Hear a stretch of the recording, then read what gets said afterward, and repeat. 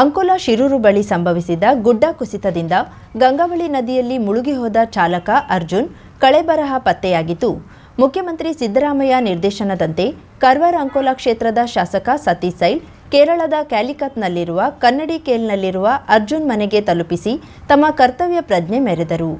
ಕಳೆದ ಜುಲೈ 16ರಂದು ಚತುಷ್ಪಥ ಹೆದ್ದಾರಿಯ ಶಿರೂರು ಬಳಿ ಗುಡ್ಡ ಕುಸಿತ ಸಂಭವಿಸಿ ಕೇರಳದ ಚಾಲಕ ಅರ್ಜುನ್ ಎನ್ನುವವನು ಚಲಾಯಿಸುತ್ತಿದ್ದ ಭಾರತ ಬೆಂಜ್ ಲಾರಿ ಜತೆ ನದಿಯಲ್ಲಿ ನಾಪತ್ತೆಯಾಗಿದ್ದ. ಕಳೆದ 4 ದಿನದ ಹಿಂದೆ ಚಾಲಕ ಅರ್ಜುನ್ನ ಕಳೆಬರ ಪತ್ತೆಯಾಗಿ ಸಂಪ್ರದಾಯದಂತೆ ಅಂತಿಮ ವಿಧಿವಿಧಾನಗಳನ್ನು ಪೂರೈಸಲು ಈ ಮೂಳೆಯನ್ನ ವಿಧಿವಿಜ್ಞಾನ ಪ್ರಯೋಗಾಲಯಕ್ಕೆ ರವಾನಿಸಲಾಗಿತ್ತು. ಅಲ್ಲಿಯ ಪರೀಕ್ಷೆಯಲ್ಲಿ ಇದು ಅರ್ಜುನನ ಮೃತದೇಹ ಎನ್ನುವುದು ವರದಿ ಬಂದ ಹಿನ್ನೆಲೆಯಲ್ಲಿ ಶುಕ್ರವಾರ ಸಂಜೆ ಶಾಸಕ ಸತೀಶ್ ಸೈಲ್ ಮತ್ತು ಕೇರಳದ ಮಂಜೇಶ್ವರದ ಶಾಸಕ ಹಾಗೂ ಹಲವು ಪ್ರಮುಖರು ಅರ್ಜುನನ ಕಳೆಬರವನ್ನ ಕೇರಳಕ್ಕೆ ಕೊಂಡೊಯ್ದರು. ಅರ್ಜುನನ ಮನೆಯಿಂದ ಸರಿಸುಮಾರು 15 ಕಿಲೋಮೀಟರ್ ದೂರದವರೆಗೆ ಕ್ಯಾಲಿಕೆಟ್ನಲ್ಲಿ ಅರ್ಜುನನ ಪಾರ್ಥಿವ ಶರೀರ ಬರುತ್ತಿದ್ದಂತೆ ರಸ್ತೆಯ ಎರಡೂ ಪಕ್ಕದಲ್ಲಿ ನಿಂತು ಕಣ್ಣೀರು ಮಿಡಿದು ಅರ್ಜುನನ ಆತ್ಮಕ್ಕೆ ಶಾಂತಿ ಸಿಗಲಿ ಎಂದು ಕೇರಳದ ನಾಗರಿಕರು ಸಂತಾಪ ಸೂಚಿಸಿದ್ರು. ಶಾಸಕ ಸತೀಶ್ ಸೈಲ್ ಕೇರಳಕ್ಕೆ ಬರುತ್ತಿದ್ದಂತೆ ಅಲ್ಲಿ ಸೇರಿದ ಸಹಸ್ರ ನಾಗರಿಕರು ಸತೀಶ್ ಸೈಲ್ ಕಾರ್ಯಕ್ಕೆ ಪ್ರಶಂಸೆಗಳ ಮಹಾಪೂರವನ್ನೇ ಹರಿಸಿದ್ರು. ಕರ್ನಾಟಕ ಸರ್ಕಾರ, ಮುಖ್ಯಮಂತ್ರಿಗಳು ಮತ್ತು ಶಾಸಕರ ಕರ್ತವ್ಯ ಬದ್ಧತೆ ನಿಜಕ್ಕೂ ಮರೆಯಲಾಗದು ಎನ್ನುವ ವಿಚಾರವನ್ನ ಸಂಸದ ರಾಘವನ್, ಶಾಸಕ ಅಶ್ರಫ್ ಮತ್ತು ಅಧಿಕಾರಿಗಳು ಹಾಗೂ ನಾಗರಿಕರು ವ್ಯಕ್ತಪಡಿಸಿದ್ರು. ಅರ್ಜುನನ ಕಳೆಬರ ಮನೆಗೆ ಬರುತ್ತಿದ್ದಂತೆ ಅರ್ಜುನನ ಇಡೀ ಕುಟುಂಬದಲ್ಲಿ ಆಕ್ರಂದನ ಮುಗಿಲು ಮುಟ್ಟಿತ್ತು. ಶಾಸಕ ಸತೀಶ್ ಸೈಲ್ ಅರ್ಜುನನ ಮನೆಗೆ ಬರುತ್ತಿದ್ದಂತೆ ಅರ್ಜುನನ ತಾಯಿ ಮತ್ತು ಕುಟುಂಬದವರು ನನ್ನ ಮಗನ ಕಳೆಬರವನ್ನ ತಂದ ನಿಮಗೆ ಕೃತಜ್ಞತೆ ಅರ್ಪಿಸುತ್ತೇವೆ ಎಂದು ಕಣ್ಣೀರು ಸುರಿಸುತ್ತಲೇ ತಿಳಿಸಿದ್ರು. ಕರ್ನಾಟಕ ಸರ್ಕಾರದಿಂದ ಅರ್ಜುನನ ಕುಟುಂಬಕ್ಕೆ 5 ಲಕ್ಷ ರೂಪಾಯಿ ಪರಿಹಾರದ ಪತ್ರವನ್ನ ಮುಖ್ಯಮಂತ್ರಿ ಸಿದ್ದರಾಮಯ್ಯ ನಿರ್ದೇಶನದ ಮೇರೆಗೆ ಶಾಸಕ ಸತೀಶ್ ಸೈಲ್ ಅಲ್ಲಿಯ ಜಿಲ್ಲಾಧಿಕಾರಿ ಮೂಲಕ ಹಸ್ತಾಂತರಿಸಿದ್ರು. ಜೊತೆಗೆ ಅರ್ಜುನನ ಕುಟುಂಬಕ್ಕೆ ತನ್ನ ಸ್ವಂತ 1 ಲಕ್ಷ ರೂಪಾಯಿ ಹಣವನ್ನ ನೀಡಿ ಸತೀಶ್ ಸೈಲ್ ಹೃದಯ ವೈಶಾಲ್ಯತೆ ಮೆರೆದರು. ಕರ್ನಾಟಕದಿಂದ ಹೊರಟ ಅರ್ಜುನನ ಕಳೆಬರ ಕೇರಳ ರಾಜ್ಯದ ಕ್ಯಾಲಿಕಟ್ನ ಕನ್ನಡಿಕೇಲ್ ತಲುಪಿಸಿ ಉತ್ತರ ಕನ್ನಡದಿಂದ ಹೊರಟ ಎಲ್ಲಾ ಪ್ರಮುಖರು ಅಂತಿಮ ವಿದಾಯ ಹೇಳಿದ್ರು. ಶಾಸಕರ ಜೊತೆಯಲ್ಲಿ ಪ್ರಮುಖರಾದ ಶಂಭು ಶೆಟ್ಟಿ, ಗೋಪು ನಾಯಕ್ ಅಡ್ಲೂರ್, ನಾರಾಯಣ್ ನಾಯಕ್, ಕಾಶಿನಾಥ್ ಸೇರಿದಂತೆ ಇತರ ಪ್ರಮುಖರಿದ್ದರು. Karavali Munjavu digital news, Subhash Karebail, Ankola.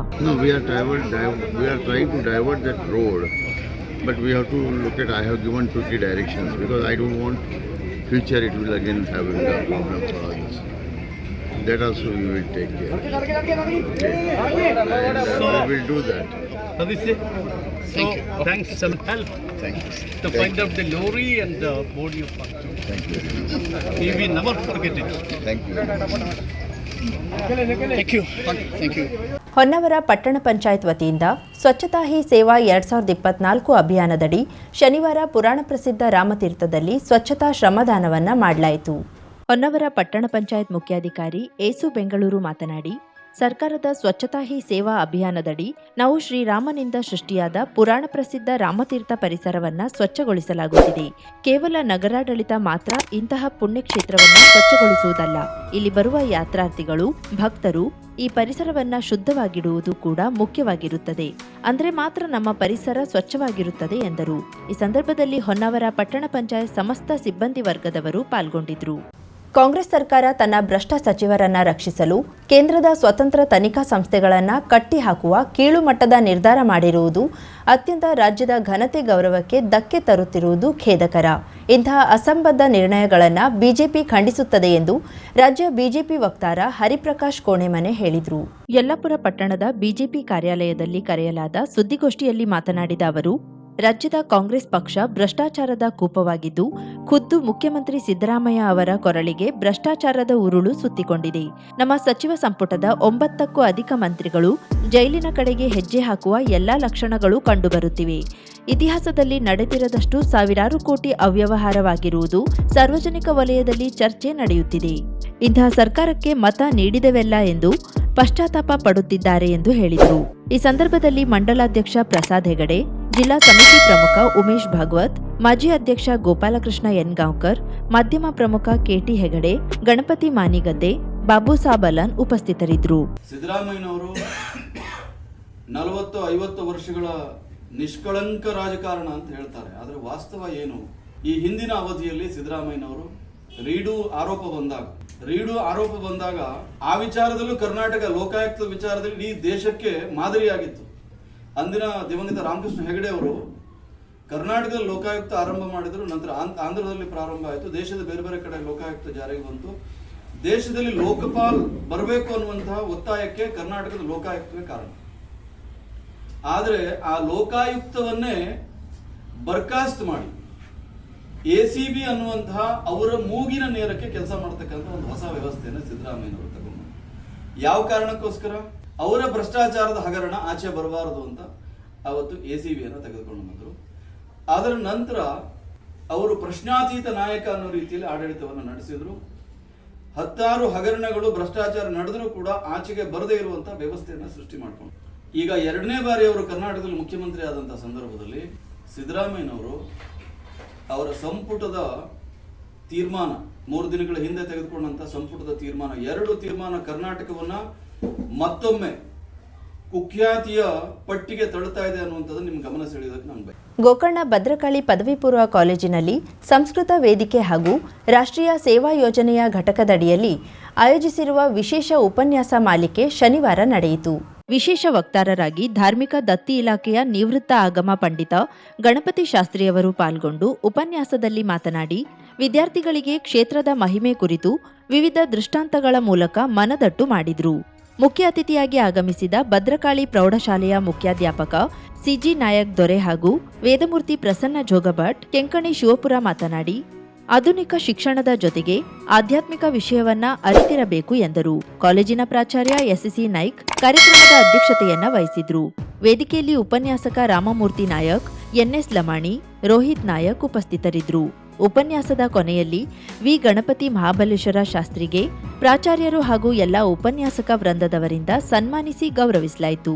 ಈ ಭದ್ರಕಾಳಿ ಹೈಸ್ಕೂಲ್ ಆದಮೇಲೆ ಕೆಲವು ಮಹನೀಯರು ನಮ್ಮ ಸಾರ್ವಜನಿಕ ಆರೋಗ್ಯ ಇಲಾಖೆ ಆಸ್ಪತ್ರೆ ಮತ್ತು ಅನೇಕ ಮಹನೀಯರು ತಮ್ಮ ಶ್ರಮವನ್ನು ವಹಿಸಿ ದೀರ್ಘವಾದಂಥ ಉದ್ದನೆಯದಾದಂತಹ H ಆಕೃತಿಯಲ್ಲಿ ಬರುವ ರೀತಿಯಲ್ಲಿ ಈ ಕಟ್ಟಡವನ್ನು ಕಟ್ಟಿದ್ದಾರೆ. ಕಟ್ಟಿ ಅನೇಕ ಜನರು ಇಲ್ಲಿ ಅನೇಕ ವಿಷಯವಾದಂಥ ನಾರಾಯಣ ಹೊಸಮನೆ ಇರ್ಬೋದು, ಅನೇಕ ಜನರು ಅಮೇರಿಕಾವರೆಗೆ ವಿದೇಶದಲ್ಲಿ ಮಹತ್ವರವಾದಂಥ ಸಾಧನೆಯನ್ನು ಮಾಡಿ ನಮ್ಮ ರಾಜ್ಯಕ್ಕೆ, ನಮ್ಮ ದೇಶಕ್ಕೆ, ನಮ್ಮ ಊರಿಗೂ ಕೂಡ ಕೀರ್ತಿಯನ್ನು ತಂದುಕೊಟ್ಟಂಥವರಿದ್ದಾರೆ. ಇಂತಹ ಸ್ಕೂಲಲ್ಲಿ ಇದೇ ಕಾಲೇಜಿನ ಅಂದರೆ ಇದೇ ಸಂಸ್ಥೆಯ ಅಧ್ಯಕ್ಷರಾದಂಥ ಡಾಕ್ಟರ್ VR ಮಲ್ಲ ಅವರು ಇಲ್ಲಿ ಕಲಿತು ದಾವಣಗೆರೆ ಬಾಪೂಜಿ ಮೆಡಿಕಲ್ ಕಾಲೇಜಿನಲ್ಲಿ ಡಾಕ್ಟರೇಟ್ ಮಾಡಿ ಇಲ್ಲಿ ಸೇವೆಯನ್ನು ಬಳ್ಳಾರಿ. ಪ್ರಚೋದನೆ ಬೇಡ, ಶಾಂತಿಯುತವಾಗಿ ಹಬ್ಬ ನಡೆಯಲಿ, ಅನ್ಯ ಕೋಮಿಗೆ ಅಗೌರವ ತರುವುದು ಬೇಡ, ಹಬ್ಬದ ಜವಾಬ್ದಾರಿ ಕಮಿಟಿಯದ್ದು ಎಂದು CPI ಜೈಪಾಲ್ ಪಾಟೀಲ್ ಹೇಳಿದರು. ಹಳಿಯಾಳ ಪಟ್ಟಣದ ಪೊಲೀಸ್ ಠಾಣೆಯಲ್ಲಿ ವಿವಿಧ ಸಂಘಟನೆಗಳ ಆಶ್ರಯದಲ್ಲಿ ಆಯೋಜಿಸಿದ್ದ ದುರ್ಗಾ ದೌಡ್ ಶಾಂತಿ ಸಭೆ ಉದ್ದೇಶಿಸಿ ಮಾತನಾಡಿದ ಅವರು, ದಸರಾ ಹಬ್ಬವನ್ನ ಶಾಂತಿ ಹಾಗೂ ಸೌಹಾರ್ದಯುತವಾಗಿ ಆಚರಿಸಬೇಕು. ಶಾಂತಿ ಕದಡಿದ್ರೆ ಅಂತವರ ವಿರುದ್ಧ ಮುಲಾಜಿಲ್ಲದೆ ಕ್ರಮ ಜರುಗಿಸಲಾಗುವುದು ಎಂದರು. PSI ವಿನೋದ್ KS ಮಾತನಾಡಿ, ಪ್ರತಿಯೊಂದು ಜವಾಬ್ದಾರಿ ದುರ್ಗಾ ದೌಡ್ ಕಮಿಟಿಯದ್ದು. ತಮ್ಮ ತಮ್ಮ ಮನೆಯ ಹೆಣ್ಣು ಮಕ್ಕಳಿಗೆ ಪಾಲಕರು ದುರ್ಗಾ ದೌಡ್ ಕಾರ್ಯಕ್ರಮಕ್ಕೆ ಕಳುಹಿಸುತ್ತಾರೆ. ವಿಶೇಷವಾಗಿ ಹೆಣ್ಣು ಮಕ್ಕಳು ಹೇಗೆ ಕಾಳಜಿ ವಹಿಸಬೇಕು ಮತ್ತು ಕಿಡಿಗೇಡಿಗಳು ಯಾರಿಗಾದರೂ ಚುಡಾಯಿಸುತ್ತಿದ್ರೆ ತಾವು ತಕ್ಷಣ ಪೊಲೀಸರಿಗೆ ದೂರು ನೀಡಬೇಕು ಎಂದು ಹೇಳಿದರು. ದುರ್ಗಾ ದೌಡ್ ಕಾರ್ಯಕ್ರಮವು ಆಗಸ್ಟ್ 3ರಿಂದ ಪ್ರಾರಂಭವಾಗಲಿದ್ದು, ಆಗಸ್ಟ್ 2ರಂದು ಬುಧವಾರ ಬೈಕ್ ರ್ಯಾಲಿ ಸಂಜೆ 4 ಗಂಟೆಗೆ ಹಳಿಯಾಳ ಪಟ್ಟಣದಲ್ಲಿ ಆಯೋಜಿಸಲಾಗಿದೆ ಎಂದು ಕಮಿಟಿಯ ಪದಾಧಿಕಾರಿಗಳು ಪೊಲೀಸ್ ಅಧಿಕಾರಿಗಳಿಗೆ ತಿಳಿಸಿದರು. ದಸರಾ ಹಾಗೂ ದುರ್ಗಾ ದೌಡ್ ಹಬ್ಬದ ಸಂದರ್ಭದಲ್ಲಿ ಬೇರೆ ಬೇರೆ ಜಿಲ್ಲೆಗಳಿಂದ ಜನರು ಆಗಮಿಸುತ್ತಾರೆ. ಅನುಮಾನಾಸ್ಪದ ವ್ಯಕ್ತಿ ಬಂದ್ರೆ ಹಳಿಯಾಳ ಪೊಲೀಸ್ ಠಾಣೆಗೆ ಮಾಹಿತಿ ನೀಡಿ ಹಾಗೂ ಅಹಿತಕರ ಘಟನೆ ನಡೆಯದಂತೆ ಮುನ್ನೆಚ್ಚರಿಕೆ ಕ್ರಮ ವಹಿಸಬೇಕು. ಈ ಸಂದರ್ಭದಲ್ಲಿ ಪುರಸಭೆ ನಾಮನಿರ್ದೇಶಿತ ಸದಸ್ಯ ಸತ್ಯಜಿತ್ ಗಿರಿ, ವಿಜಯ್ ಬೋಬಾಟಿ, ರಘು ಆನೆಗುಂದಿ, ನಾಗರಾಜ್ ಗೌಡ ಇನ್ನಿತರರು ಇದ್ದರು. ಹಬ್ಬದ ಕಡೆ ಬರೋದಿಲ್ಲ, ನಾವು ಅವ್ರಿಗೆ ಸ್ಟ್ರಿಕ್ಟ್ಲಿ ರೂಲ್ಸ್ ಫಾಲೋ ಮಾಡೋಕ್ಕೆ ಸ್ಟಾರ್ಟ್ ಮಾಡ್ತೀವಿ. ಅದಕ್ಕೆ ನಾವು ಕೂಡ ಮತ್ತೆ ಒಂದು ನೌಕರಿ ಮಾಡೋಂಗೆ ವ್ಯವಸ್ಥೆ ಮಾಡಿದ್ರೆ ಭಾಳ ಒಳ್ಳೇದಂತ ನಾವು ಹೇಳ್ತಾರೆ.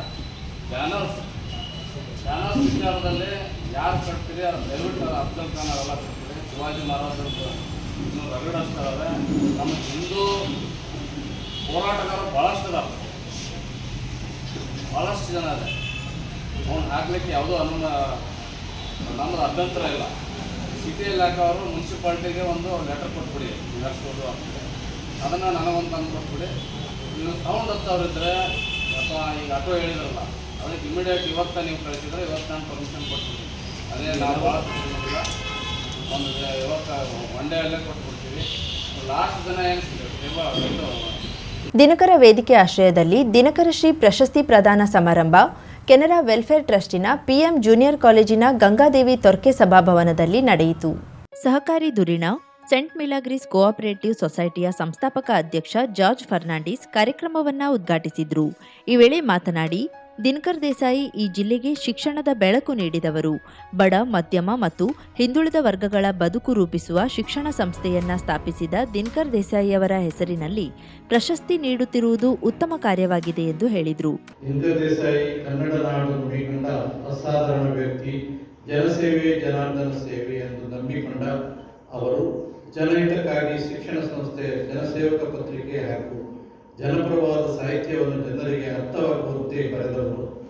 ನಿಷ್ಠೆ, ಪ್ರಾಮಾಣಿಕತೆ, ಆದರ್ಶದಂಥ ಶಬ್ದಗಳು ನಿಜ ಜೀವನದಲ್ಲಿ ಮರೆಯಾಗಿ ಶಬ್ದಕೋಶದಲ್ಲಿ ಮಾತ್ರ ಉಳಿದುಕೊಳ್ಳುವ ಸಂದರ್ಭದಲ್ಲಿ ಈ ಶಬ್ದಗಳಿಗೆ ತಮ್ಮ ವ್ಯಕ್ತಿತ್ವದ ಮೂಲಕ ದಿನಕರ್ ದೇಸಾಯಿ ಜೀವದಾನ ಮಾಡಿದರು.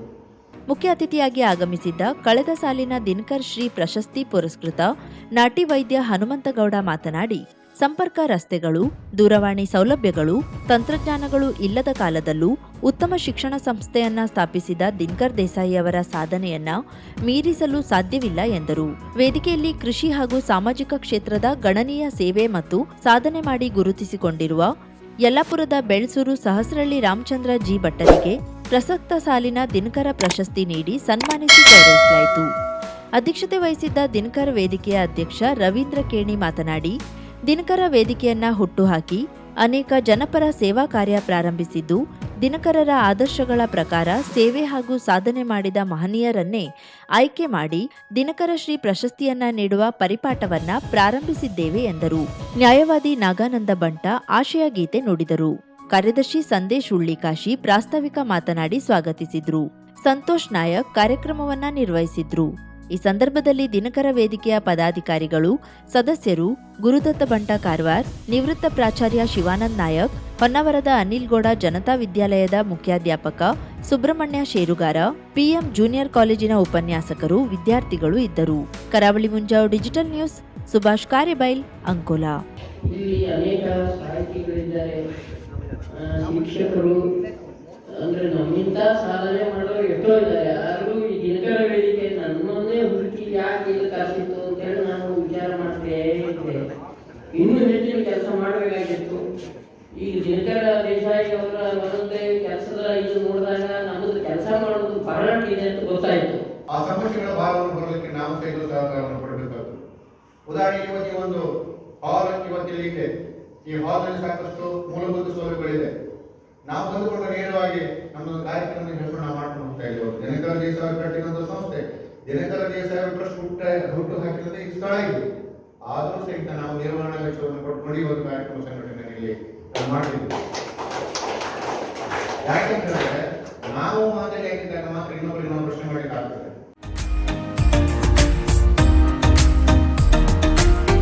ಮಿಲನ್ ಎಂಟರ್ಪ್ರೈಸಸ್ ಬೃಹತ್ ಎಲೆಕ್ಟ್ರಾನಿಕ್ ಹಾಗೂ ಫರ್ನಿಚರ್ ಮಳಿಗೆ. ಉತ್ತರ ಕನ್ನಡ ಜಿಲ್ಲೆಯಲ್ಲೇ ಅತಿ ಹೆಚ್ಚು ಮಳಿಗೆಗಳನ್ನ ಹೊಂದಿರುವ, ಅತಿ ಹೆಚ್ಚು ಸಂತೃಪ್ತ ಗ್ರಾಹಕರನ್ನ ಹೊಂದಿರುವ ಮೂಲಕ ಹೆಗ್ಗಳಿಕೆಗೆ ಪಾತ್ರವಾಗಿರುವ ಏಕೈಕ ಸಂಸ್ಥೆ ಮಿಲನ್ ಎಂಟರ್ಪ್ರೈಸಸ್. ನಮ್ಮ ಮಳಿಗೆಗಳಲ್ಲಿ ಪ್ರಸಿದ್ಧ ಕಂಪನಿಗಳ electronic refrigerator, washing machine, LED TV, ಎಸಿಗಳು ಲಭ್ಯ. ಭಾರತದ ಕರಾವಳಿ ಹವಾಮಾನಕ್ಕೆ ಹೊಂದಿಕೊಳ್ಳುವ ನಂಬರ್ 1 ಬ್ರ್ಯಾಂಡ್ ಆದ ಗೋದ್ರೇಜ್ ಕಂಪನಿಯ ಕಪಾಟು, ಆಫೀಸ್ ಟೇಬಲ್, ಆಫೀಸ್ ಚೇರ್, ಬ್ಯಾಂಕ್ಗಳಿಗೆ ಹಾಗೂ ಚಿನ್ನದ ಅಂಗಡಿಗಳಿಗೆ ಬೇಕಾಗುವ ಸೇಫ್ ಲಾಕರ್ಗಳು ಅತಿ ಕಡಿಮೆ ಬೆಲೆಯಲ್ಲಿ ಲಭ್ಯವಿದೆ. Teak wood sofa set, wooden dining table ಹಾಗೂ ಗ್ರಾಹಕರಿಗೆ ಬೇಕಾಗುವ ಅಳತೆಯಲ್ಲಿ ನಿಮ್ಮ ಮನೆಗೆ ಹೊಂದಿಕೊಳ್ಳುವ ಹಾಗೆ ಫರ್ನಿಚರ್ ಗಳನ್ನ ಮಾಡಿಕೊಡಲಾಗುವುದು. ಕಸ್ಟಮೈಸ್ಡ್ ಕಿಚನ್, ವಾರ್ಡ್ರೋಬ್ ಗಳನ್ನ ಅತಿ ಹೆಚ್ಚು ವರ್ಷಗಳ ಕಾಲ ಬಾಳಿಕೆ ಬರುವ ಹಾಗೆ ವಾರಂಟಿಯೊಂದಿಗೆ ಮಾಡಿಕೊಡಲಾಗುವುದು. ನಮ್ಮಲ್ಲಿ ಡ್ಯೂರಾಫ್ಲೆಕ್ಸ್, ಗೋದ್ರೇಜ್ ಕಂಪನಿಯ memory foam mattress, orthopedic mattress, spring ಮ್ಯಾಟ್ರೆಸ್ಗಳು ಕಡಿಮೆ ಬೆಲೆಯಲ್ಲಿ ಲಭ್ಯ. ವಿವಿಧ ಕಂಪನಿಗಳ ನವೀನ ಮಾದರಿಯ ಮಿಕ್ಸರ್, ಗ್ರೈಂಡರ್, ಫ್ಯಾನ್, ಕುಕ್ಕರ್, ತವಾ, ಫ್ಲಾಸ್ಕ್, ಮೈಕ್ರೋ ಓವೆನ್ಗಳು ಲಭ್ಯವಿದೆ. 0% ಬಡ್ಡಿಯೊಂದಿಗೆ ಸ್ಥಳದಲ್ಲಿಯೇ ಬಜಾಜ್ ಫೈನಾನ್ಸ್ನಿಂದ ಸಾಲ ಸೌಲಭ್ಯವಿದೆ. ಮಿಲನ್ ಎಂಟರ್ಪ್ರೈಸಸ್ ನಲ್ಲಿ ಖರೀದಿ ಮಾಡುವ ಗ್ರಾಹಕರಿಗೆ ಡಿಸ್ಕೌಂಟ್ ಮತ್ತು ಗಿಫ್ಟ್ ಜೊತೆಗೆ ಪ್ರತಿ 2,000 ರೂಪಾಯಿಗಳ ಖರೀದಿಗೆ ಒಂದು ಬಂಪರ್ ಲಕ್ಕಿ ಡ್ರಾ ಕೂಪನ್ ನೀಡಲಾಗುವುದು. ಈ ಲಕ್ಕಿ ಡ್ರಾನಲ್ಲಿ 7 ಲಕ್ಷದವರೆಗೆ ಬಹುಮಾನ ಗೆಲ್ಲುವ ಅವಕಾಶ ನಿಮ್ಮದಾಗಿರುತ್ತದೆ. ಲಕ್ಕಿ ಡ್ರಾದಲ್ಲಿ 1 ಕಾರ್, 2 ಬೈಕ್ ಮತ್ತು ರೆಫ್ರಿಜಿರೇಟರ್, ವಾಷಿಂಗ್ ಮಷಿನ್ ಸೇರಿದಂತೆ 30 ಲಕ್ಕಿ ಗ್ರಾಹಕರಿಗೆ ಬಹುಮಾನ ಗೆಲ್ಲುವ ಅವಕಾಶ. ಗ್ರಾಹಕರ ಸಂತೃಪ್ತಿಗೆ ನಮ್ಮ ಮೊದಲ ಆದ್ಯತೆ ಎನ್ನುವುದು ಮಿಲನ್ ಎಂಟರ್ಪ್ರೈಸಸ್ನ ವಾಕ್ಯ. ಉತ್ತರ ಕನ್ನಡ ಜಿಲ್ಲೆಯ ನಮ್ಮ ಶೋರೂಮ್ಗಳಾದ old Mahalakshmi super market, Mulla stop ಹತ್ತಿರ, ಕಾಜುಬಾಗ್, ಕಾರವಾರ, ಅಗ್ರಿಕಲ್ಚರ್ ಆಫೀಸ್ ಎದುರುಗಡೆ, ಮಾಸ್ತಿಕಟ್ಟೆ ರೋಡ್, ಹೊನ್ನಾವರ, ಸೀಮಾ ಕಾಂಪ್ಲೆಕ್ಸ್ ಹತ್ತಿರ, Moni Basti main road, Bhatkal, Indian bank ಎದುರು, CP Bazaar road, Sirsi, JS building, JN road, Dandeli, KS building, Motikeri road, Haliyal. ಇಲ್ಲಿಗೆ ತಪ್ಪದೇ ಭೇಟಿ ನೀಡಿ ಸಂತೃಪ್ತರಾಗಿ.